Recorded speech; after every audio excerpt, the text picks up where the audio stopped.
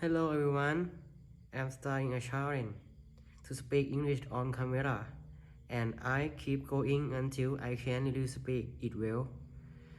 At the same time, I want to share meaningful message, uplifting words, reminder for self-awareness, and even Dhamma, so that not only Thai people but anyone can better understand what Dhamma truly is and how much it can benefit our lives. Okay, let's go. Let me share a little. Let me share a little about myself. Sai, this is my first video.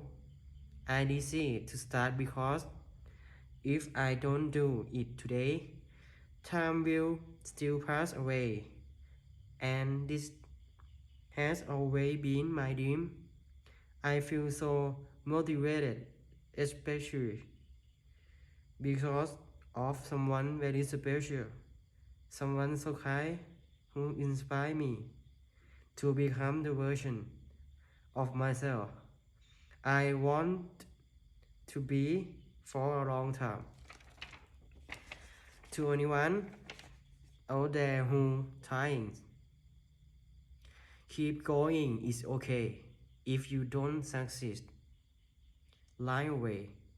Just the fact that you're doing it already brings happiness.